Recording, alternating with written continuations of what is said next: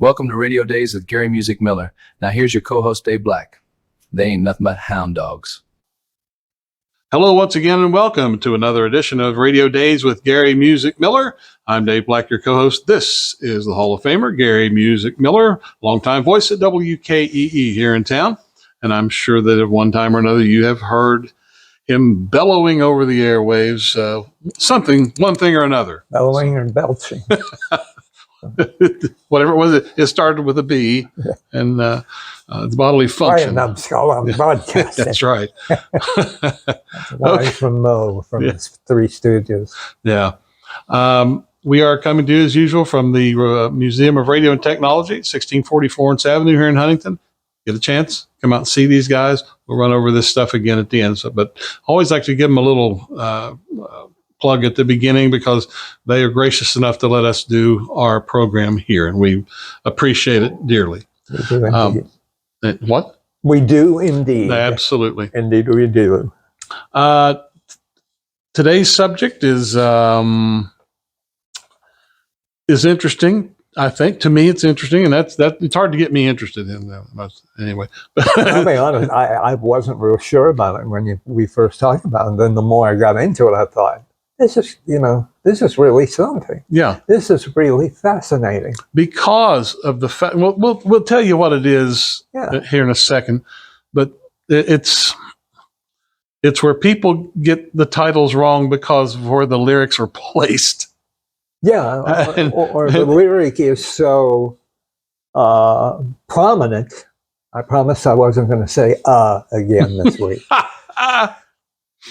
The lyrics are so prominent that people come into the record store back in the day and would ask for the song, and the person selling the records may not be that familiar with the music that he or she was selling. So they say, I don't know what you're talking about. And they come in and ask for X, and X may have been a parenthetical name of the song, something in parentheses, which we were getting ready to talk about. But and in turn, people will call in and they will request something, and then they'll give you the wrong part of the lyric, and you'll think, "Huh? Wait, oh, okay, I know what you want now." Yeah, exactly. So it's the question is, why do some songs have parentheses and some do not? And I came up with at least two reasons, and we're going to run down some songs for you. And like I said, like always, we don't know what we have on our lists at all. I've got a couple of, and these, believe me, there are tons of these things out there. Tons. But I have some from the 70s and the 80s. And believe me, the 80s were fewer than the 70s. I believe that. At least from my point of view. What's going to happen here is Gary is going to read his list, and I would say 75% of his list has the lyric or the title that's in parentheses at the end of it. You give the main title and then the end. I went the different direction. I went with the songs that had parentheses with the title. I would call it a pre-title, I guess. Yeah. At the beginning of it. So, and there's one song on the list that has parentheses titles at the beginning and the end of the main title. Okay. So we'll hit that one probably dead last because it was in the late 80s when this happened. Well, we'll just kind of do year by year. I started, when we talked about this, my memory banks started overflowing from the time I was a little boy. I had two brothers. One whose name, oddly enough, was Steve Miller, not the singer and not the person involved in government, but Reverend Stephen Miller, who passed away. Some of you, if you happen to be a Vinson graduate, and these guys went to Marshall too, and then Steve spent 4 years at Union Theological Seminary and was a preacher. And my brother Ed, you may know, if you dealt with finances at Marshall University, Dr. Edgar Miller was my brother, and he was financial aid director at Marshall for quite a while before moving on to South Carolina. Well, the reason I'm bringing up Ed and Steve are because they would bring records home. In fact, Steve worked at, I didn't even remember this till real late last night. Steve worked at Davidson's record shop in downtown Huntington for quite a while. That was how I helped put himself through school, and he worked there, and he would bring home records, and I got familiarized with songs. The earliest I can remember is right around 1965 when I was 10 years old. And so I'm going to start with a couple of 60s songs that are songs that should be recognizable to you that aren't really into 60s music, but I know you older folks who listen to us more around my age, which is getting ready to change here in about 3 or 4 days. We won't talk about that yet, but very first song I remember hearing, we had a big house on Buena Vista Drive, which surrounded the Spring Valley Golf Course. We moved from there to Westmoreland in '65, but I remember being in the basement in the record room, and the song came on, and it was a parenthetical song, one of the earliest I remember. It was called "I Can't Help Myself." At the time, you walk in and you'd say, "I can't help myself," to a record person, to a record seller, to a vendor, and might say, I don't know what "I can't help myself" is. So they very wisely, in parentheses, put "sugar pie honey bunch." And that's throughout the entire song, "sugar pie honey bunch." And that was by the Four Tops. It was out in '65. It was number 1 on the Hot 100 for 2 non-consecutive weeks. And that's interesting, I think. It went to number 1, was unseated by the Byrds' "Mr. Tambourine Man," went to number 1. Then Four Tops went back to number 1, "I Can't Help Myself," and it was replaced at number 1 by another parenthetical song, another song with parentheses in it. And this one begins to the song, "I Can't Get No," in parentheses. Name of the song was actually "Satisfaction." But everybody knew the line, "I can't get no." I mean, he sings that I don't know how many times. So he sings sugar, it's not sugar, I'm back on the last one. He sings "Satisfaction." I don't know how many times, but "Satisfaction's the name of the song. And they included "I Can't Get No" on the title of the song. It was Stones' very first number 1 in the United States. It was number 31 on Rolling Stone magazine's 500 Greatest Songs of All Time, which makes it a pretty big song. And most people that even aren't Stones fans know the song "I Can't Get No Satisfaction." And we're trying to figure out exactly why songs used parentheses, and I think we're coming on one major reason, because people didn't know the name of the song. They knew a lyric. So people would come in and "Sugar Pie Honey Bunch," and they come in and ask for "Satisfaction." No, they didn't. They asked for "I Can't Get No Satisfaction." So the record label, very wisely, I'm sure, went to "I Can't Get No." And I have one more song in my top 3. This is not just 3 earliest songs, but this one, I don't remember when it was originally out. I remember WKEE played the absolute heck out of it during the disco era, and there was like a disco remix of it. And it has a very strange title. The title of the song is "December 1963. Well, if you mention that song title to just about anybody now, they're going to say, "I don't know what you're talking about." I might even do that. But the song in parentheses is "Oh, What a Night." Wait, December back in '63. And it was, if you say I like the song December 1963. Like I say, nobody's going to know what the heck you're talking about. You need to say, oh, what a night, or you probably do say, oh, what a night. And then they would realize that only because, oh, what a night is said 10 times in that song. And December 63, maybe once or twice. So that's the reason, definitely, that they added that parenthetical phrase, oh, what a night, because that's what people remembered from that song. And then I believe it was re-released. I don't know if it was a hit in the 60s or not, but it was released in, I don't remember, around 1980-ish. 70. It was in the 70s, I See, the believe. 70s? It might have been See, mid-70s. It was they had a long disco remix of that Yeah, song. it wasn't my You hear favorite. that in clubs. Wasn't quite my favorite, so I didn't kind of pay any attention to it, to be honest. Yeah. Well, it was one of the few that Frankie Valli sang very little on. Mm-hmm. They get into the Yeah. He sings that part, but the people singing the lead during the song were the other members of the Four Seasons. Well, I believe that on the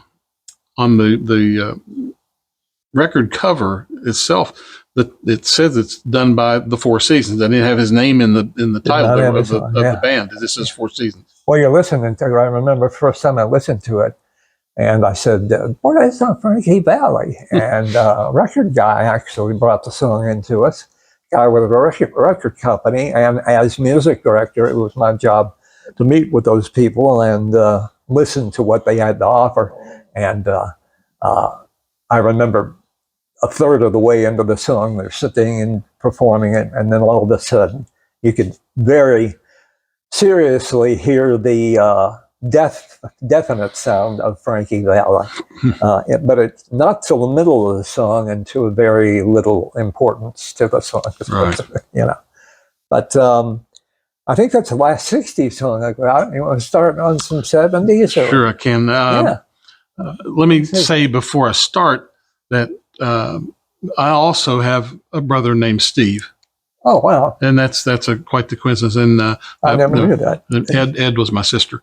Okay, let's get on this. In 1970, the Carpenters had a song called "Close to You." Yeah, okay. Close to You, and it's "They Long to Be" was the pre-title to the main title of the song. Now, the part that says "They Long to Be," now that's in parentheses, and that's before the main title. Yeah, and that's how it was issued. And I wonder why they felt the need to make any of that parenthetical. I have no idea. It wasn't that long. No. They long to be close to you. That's what 6 words. Yeah. And why they long to be had to be in the parentheses, yeah. But maybe they wanted to make sure that you knew close to you. So let me see. That was from 1970. Yeah. You see what my earliest song, I believe, is from 1972 on my list. So you got some more 70s? I've got another one from 1970. Early 70s. Okay. It was by Rare Earth. I Just Want to, in parentheses, Celebrate? Nope. Okay. It's called I'm Losing You. And the pre-title was I Know. Okay. I know. There's some stuff to Gary's on this, so you can but that's stuff Gary on. I always liked Rare Earth, and I thought that was I did too, and I remember their song I Just Want to Celebrate. I don't know whether that was... I mean, they were always pretty hard, rocking hard, driving in, and this song kind of went off the rail a little bit with that aspect of it. Your love is fading. It repeated. Yeah. Rare Earth, some of you may remember, would have been 1971's homecoming concert for Marshall University. Wow. I went to see Chase, who was an incredibly brassy band. Chase did a song called Get It On. You got to get it on in the morning now. That was just an unbelievable song, and I loved brass. Rare Earth was the second act after Don McLean, who almost got booed off the stage. He came out with a chair and a guitar, played. Nobody, you could hear the crowd Getting Restless. Wow. And 6 months later, he had the #1 song in the world. So, but Hey, Rare Earth was at that concert. He showed so was them, didn't he? Chase. He sure did. He Okay. sure did. You have anything now from From 71, I do Okay. not. you have anything from 72? I do have a song from All right. 72, and it is, I betcha it's on your, no, it's not on your list. This is, the name of the song was very simply Brandy. And you can guess what the parentheses was. You're a fine girl by Looking Glass. Absolutely. Brandy, You're a Fine Girl from 1972. Again, kind of wondering why they felt the necessity to make You're a Fine Girl so parenthetical. And the bad thing about it was they were a good band, I thought, and they broke up a few months after that song was released. Yeah. Terrible, but they were pretty good. I liked them. Well, if I can continue with 72, Go ahead. I do have a song that starts with the parentheses, so it may be on your list, because it's from my second favorite group of all time. I could not find a song by Three Dog Night with parentheses in it. There may be one out there, but my second favorite group, and because they made me at a concert in Atlantic City, the Sixth Dimension, because I was singing so loud in the audience. The group actually came over. I've told this story before, but to any of you new listeners, they came over, shoved the mic in my face, and I'm singing the song that they're singing. And it was pretty sure that it was the heavyset guy in that Dimension pulled the mic back and said, "Ladies and gentlemen, the Sixth Dimension," and he gave that to me. So one song that Marilyn McCoo did was in parentheses, Last Night, and then the rest of the song, I may be on your list. That's exactly one I might have. Okay. Because it's pre-titled. The pre-titled was Last Night, and I guess I can understand this one a little bit. I didn't get to sleep at all. So, I mean, the whole thing was so long, I guess maybe they felt the need to include some parentheses in that. But pretty much if you knew that song, you knew that whole line. So, and what a great song. That's such a pretty song, you know. And I, you know, the sleeping pill I took, it was a waste of time.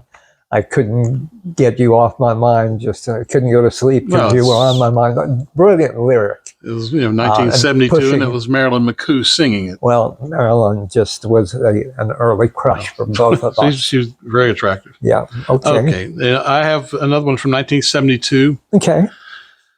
And the main title is, and you can guess, and you probably get it. The main title was "I Don't Want to Be Right." If loving you is wrong. Right. By Luther Ingram. Luther Ingram. I forgot his last name. I knew it was a Luther. I would have said Vandross. If loving you is wrong, I don't want to be right. A fantastic Luther song. Ingram's only hit. I think so. Yeah. Okay. Done with 72. We moved into 73. Don't think I have anything on my list from 73. Do you? No, Okay. I'll start again at 75. Okay.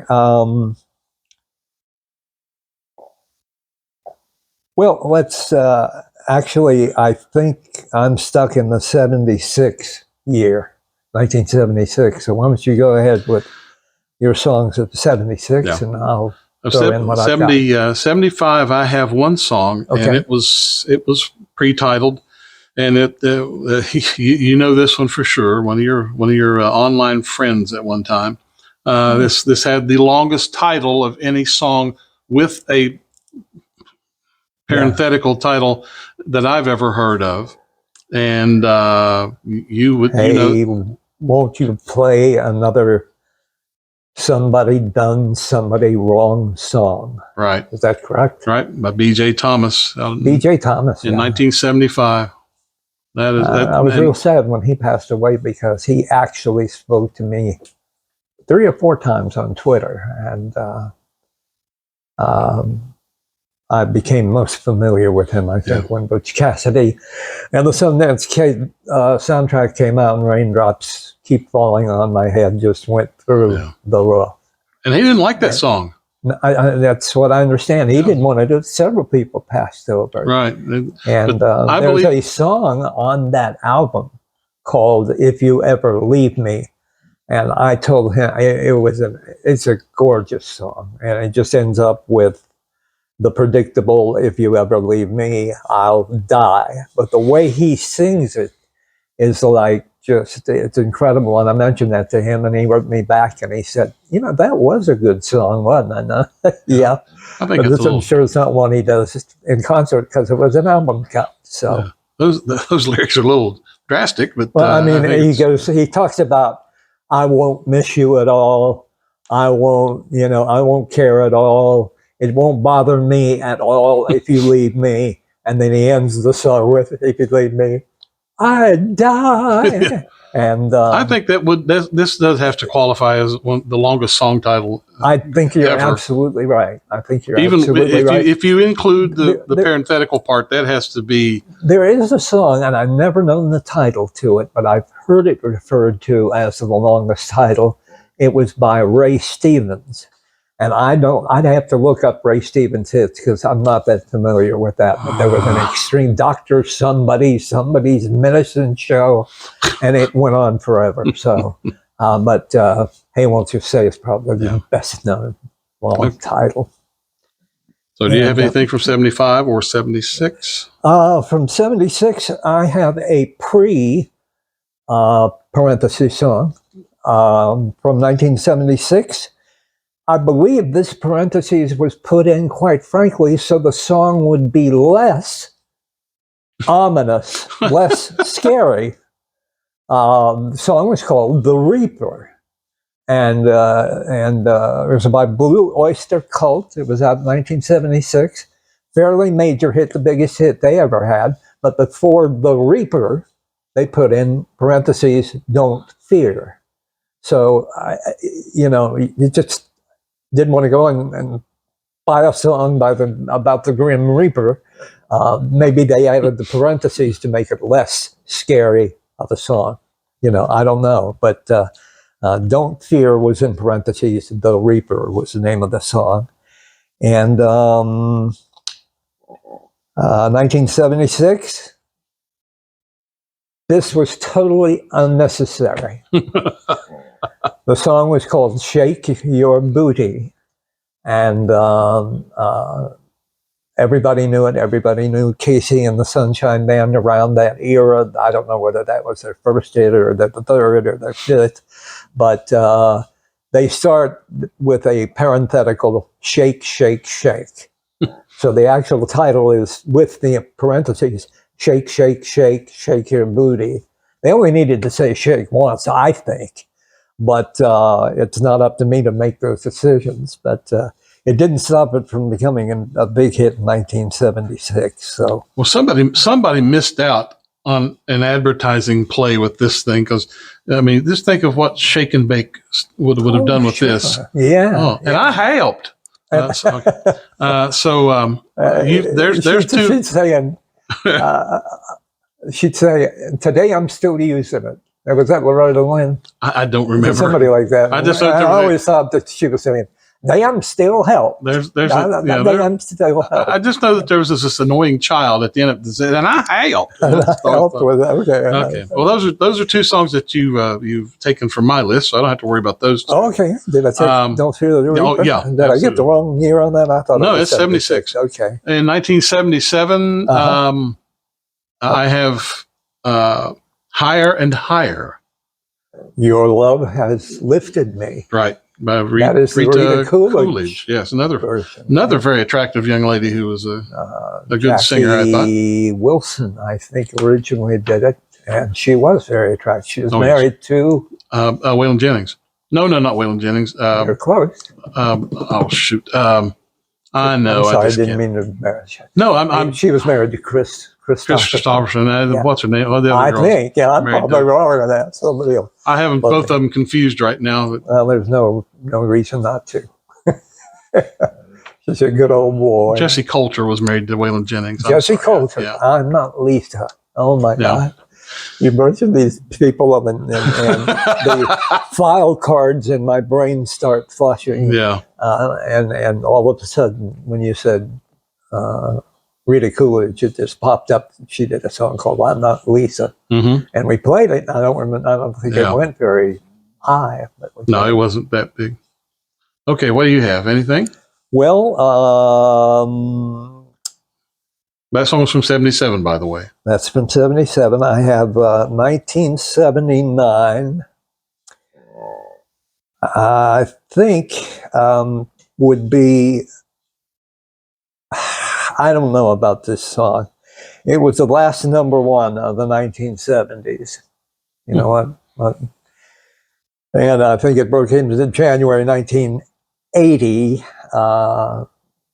It was a 70s and 80s song, but it was a story song. And once you heard the story, it was like, yeah, I don't really want to hear that again. Nothing against like Cats in the Cradle by Harry Chapin or Wreck of the Edmund Fitzgerald by Gordon Lightfoot. You know, there are all songs that had true meaning to them and then true stories. But this song was called Escape, and that was the entire name of the song. But I'm sure people went to record stores and said, do you have a song about the guy that likes pina coladas and he met his wife in the bar? He's like trying to cheat on her. She's trying to cheat on him. They put ads in the local paper and they meet. So probably they had to use the parentheses on this one. But the song was called Escape. And even today, when you say that, people might scratch their heads. But when you say the Pina Colada song, which was the parenthetical phrase used in that title, people know what you're talking about. And they go, oh, no, I don't want to hear that again.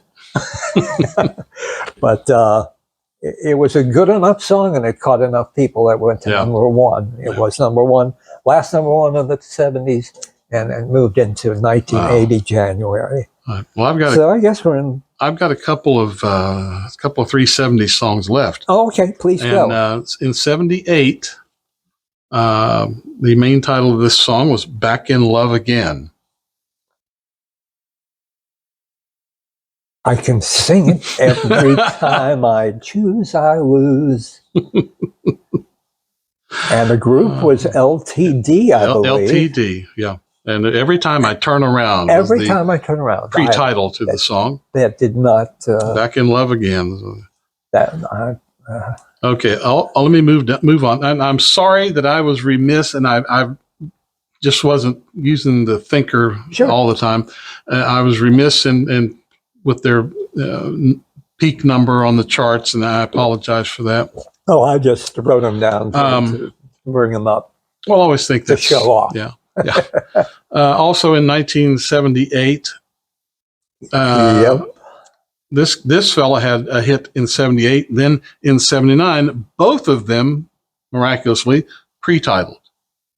Both interesting. One '78, a split between WAMX in Ashland and WKEE. That was the year I came to Key, so I'm sure I played this one. Okay, first one, the one from '78 is the main title is "Thicker Than Water." Love is thicker than water. That would be Andy Gibb. 1978. Okay, in 1979, he did "Don't Throw It All Away," and pre-titled was Something Love. Was it Our Love? Our Love. Yep, from 1979. Throw it all away. Huh? Yeah, I don't recall who sang that. Is that like the Bee Gees or Andy Gibb? That was an Andy Gibb song. Both of those two were Andy Gibbs. I didn't like that song very much, apparently. Love is thicker than water. No, well, you're not going to be punished for your opinion. Well, no. That's not my opinion. I played it. I know I played it. We played everything, the Gibbs or Andy or anybody related to Gibbs. Do you have anything else from the 80s?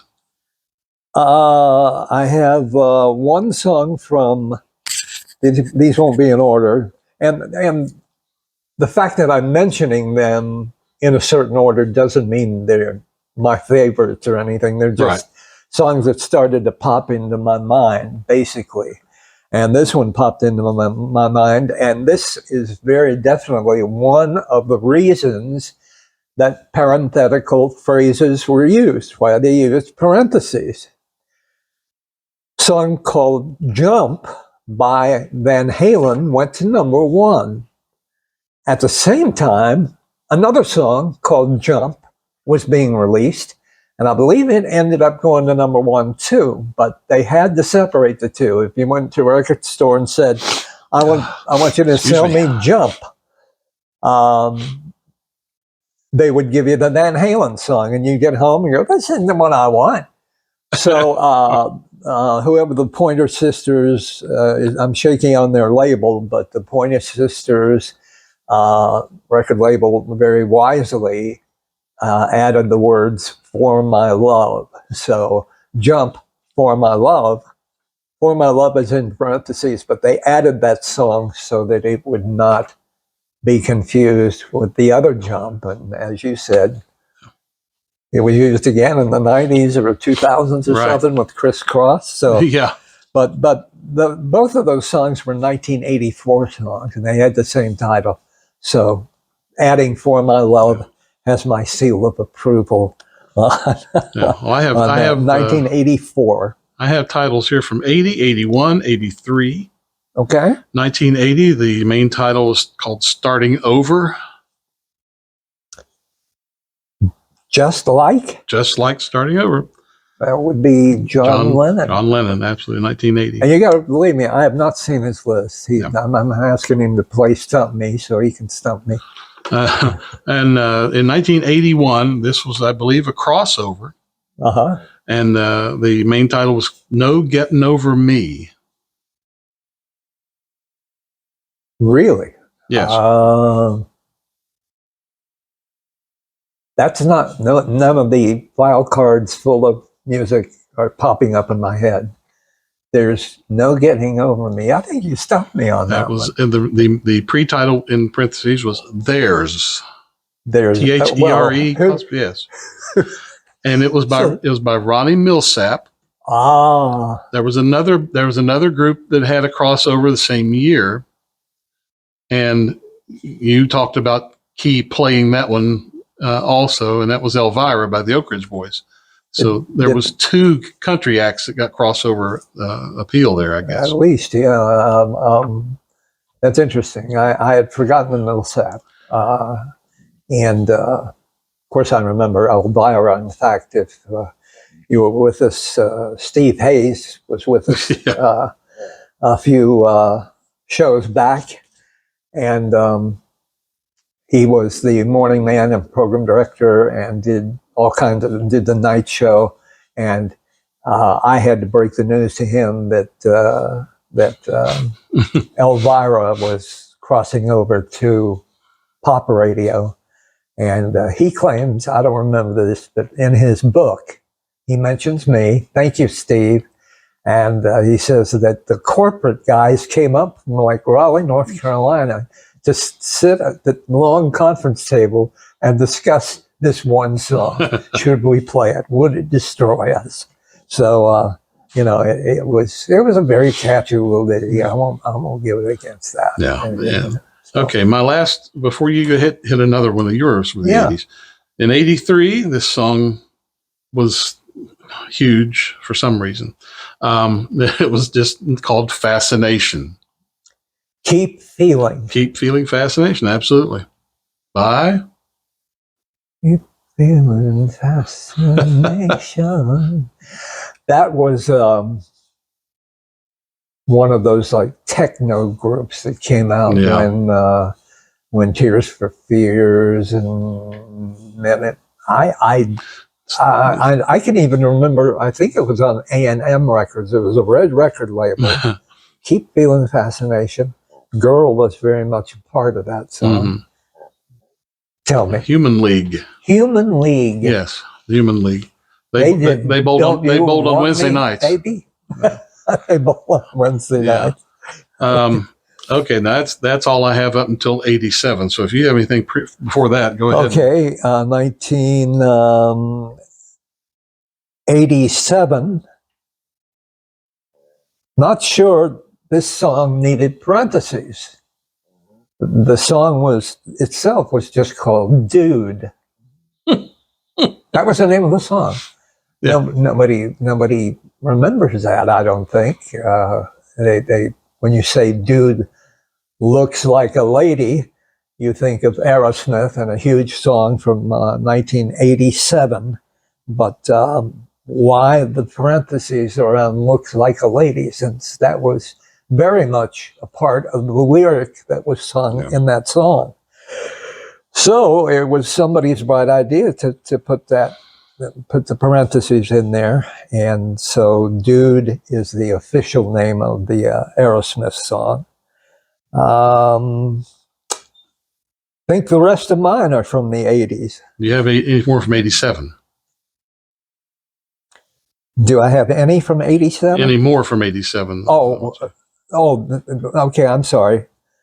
Let me see if there's one on here I haven't read. I don't think I've got anything else from 87. I do have one I skipped over, I believe was in 1980, I believe. And this song is the second biggest reason for having parentheses in the title. Big movie, big song, #1 song for Dolly Parton, 9 to 5. Sheena Easton came along with a song called 9 to 5, and they made her change the title, or they asked her to add to the title. However, it ended up working out. The title now is Morning Train. My baby takes the morning train. He works from 9 till 5, and then he gets back home. That song is getting a lot of flack these days because of what they call sexism. You know, the girl, you know, the woke crowd hates that song because it makes her sound like she is relying on him to do all the work. You know, and I spend my whole day just waiting on you to come home. Yeah, well, what don't they hate? I mean, who really cares? But Morning Train was the name of the song, but it was originally titled 9 to 5, and they kept the 9 to 5 in parentheses. So there wouldn't be two songs called 9 to 5 on the song charts. And you wouldn't get confused, I guess, but I bet people went in and said, you know, Morning Train more than they said 9 to 5 on probably. I'm done with my list. Well, I have three left, and all three of them are from 87 as well.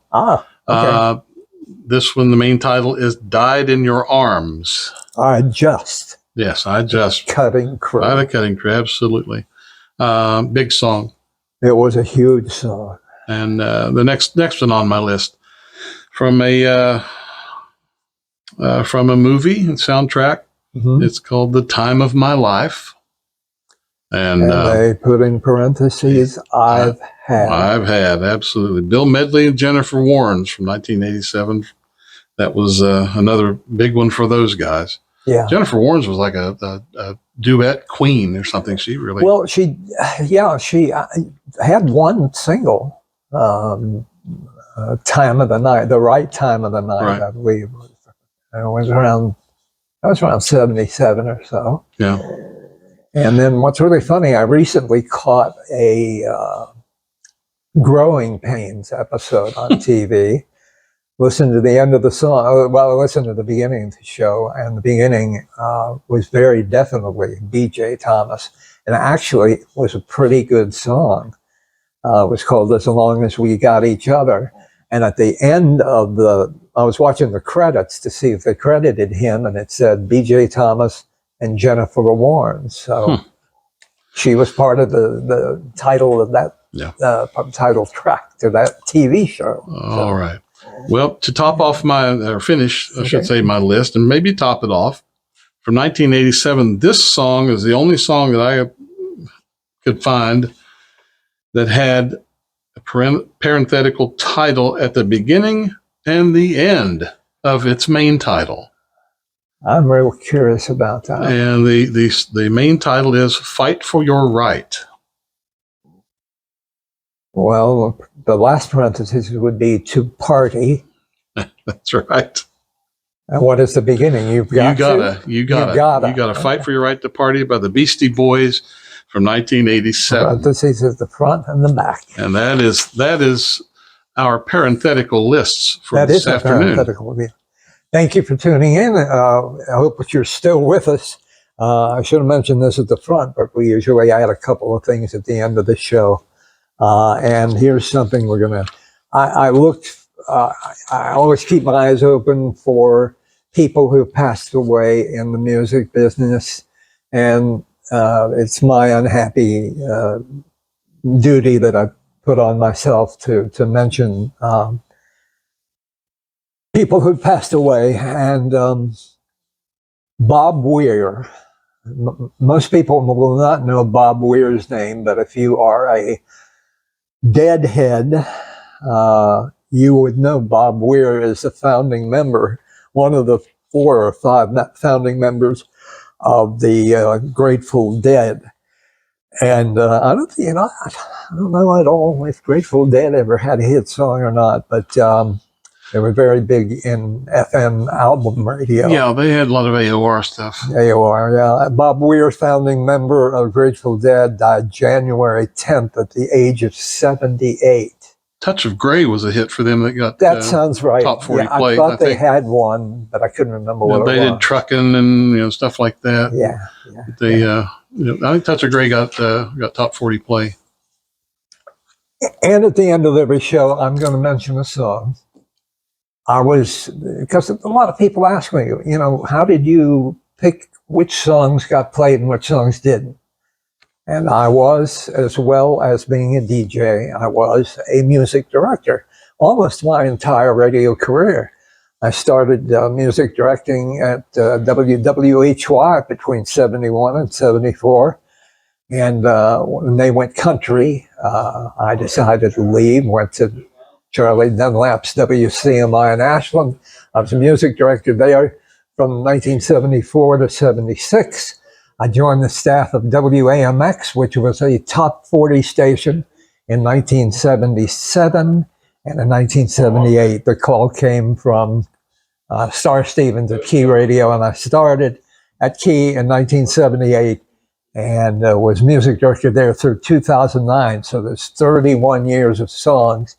And one of my jobs was to listen, especially in the earlier years, the late 70s, early 80s, listen to everything that came in. And I'm going to be mentioning a song, You Gotta Hear This. And these will be songs you can find on YouTube, but never made the radio. And I have so many of them to choose from. But I'm gonna start with a song that was put out, I believe this would have been 1976. It was one of the very first records on Chrysalis Records, which became Pat Benatar and a lot of people's label. But the song was, I thought, just an excellent song. It was by a guy named Lee, not to be confused with Leif, Lee Garrett, who was co-writer with Stevie Wonder on songs like Signed, Sealed, Delivered, I'm Yours, other hits. And he was just, I thought, as good as Stevie. And so Lee did a song called, this is where we need to edit. No, we don't. It just came to me. The name of the song is You're My Everything. What's interesting to me about the song is Lee Garrett was a fantastic singer. I thought the song was great. He never sings the lyric to the song. It's a bunch of girls, sounds like a bunch of girls in the background going, You're my everything. And then he comes in and goes, oh, baby, oh, baby. And then you hear, You're my everything, you're my everything. So I encourage you to grab a pen and a piece of paper when you tune into our little podcast here, and At the end of every show, I'm going to come up with a song. I played that song at WCMI. Charlie Dunlap let me. And I still, to this day, I do not believe it was a bomb. It was a stiff. It was a dud. But it pretty much was, because you'll never hear it anywhere again today. But look up You're My Everything by Lee Jarrett on YouTube. I know it's on YouTube. And it's a great song. And that's today's You Gotta Hear This. So, I'll throw a link down below in the description, and click on that and you can go see it. And that'd be great. I'll search it out and I'll find it one way or another. We'll make you listen.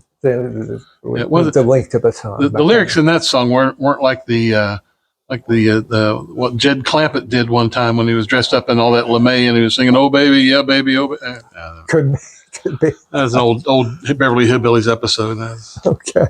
Well, if that's the conclusion of the program, let's just begin by saying thank you very much for sitting around here listening to us, and we appreciate each and every one of you who do so.